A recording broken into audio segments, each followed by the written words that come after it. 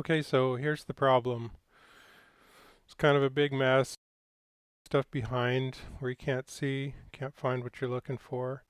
So I'm going to solve part of the problem by creating a multi-layered, larger Lazy Susan. Fusion 360 is pretty cool software.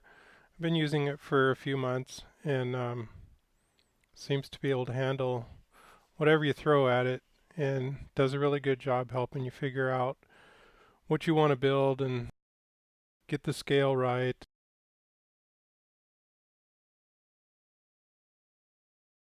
I decided to slope the shelves that the bottles sit on just a little bit so that maybe you could turn the thing faster without the bottles flying off.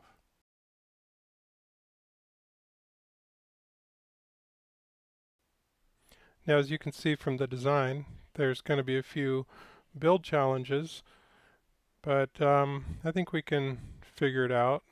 We'll just work through as we go.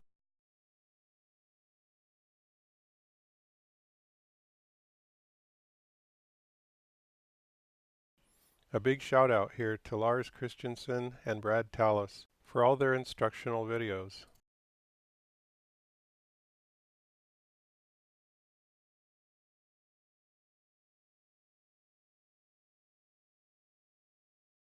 Okay, now on to the build. I'm going to start with the lower plate. It's made with 2 layers of 3/4 oak, and the staves are maple.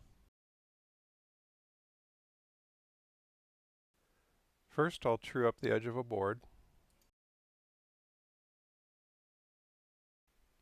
and then cut it to width.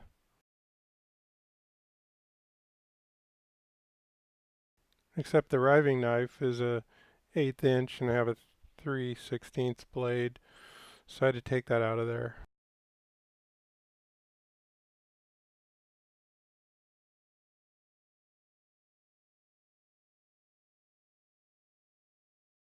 So the jig is based on Jerry Bennett's Wedgie Sled. I've changed the design just a little bit because I knew I was going to be trying to cut wider material than segmented turners usually do.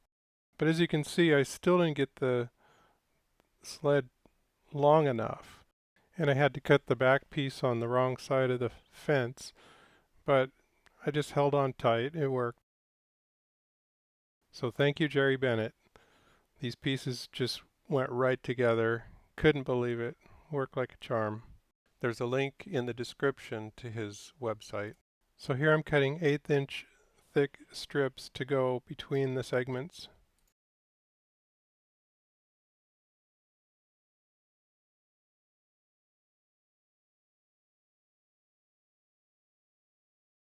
And then I can just cut them to length.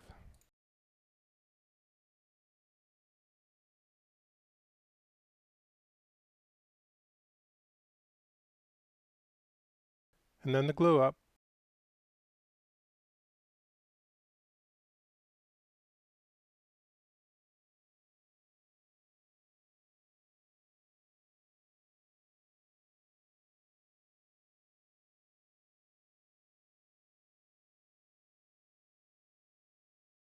So I had these zip ties laying around that I thought I would use. I pulled one a little too hard and it broke, so I had to use another one, but it worked fine. Here I'm setting up the jumbo jaws to true up the face. So the size of the plate was right in between the size of the studs, so I had to use some little spacers to make up the difference. Then I can put it on the lathe.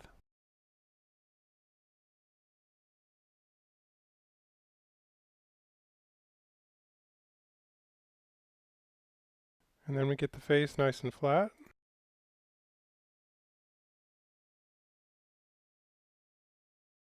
And then get the center hole to the correct dimension. Now so far we've been working on the upper portion of the bottom plate. Here you can see that I'm working on the lower portion of the bottom plate. I didn't show the making of that ring. So here I'm turning a mandrel that'll hold both plates for glue up and turning.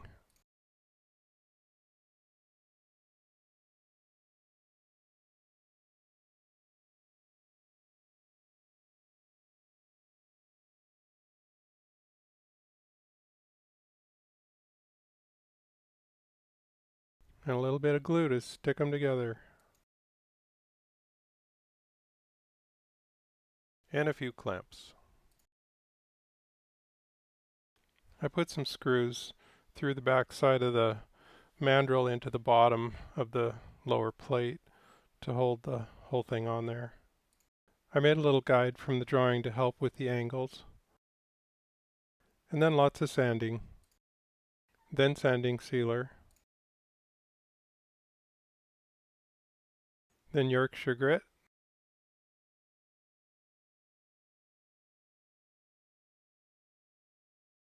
And a couple coats of friction polish.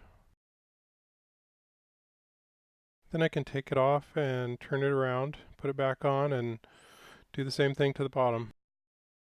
Here I'm modifying the mandrel to help me center the bearings.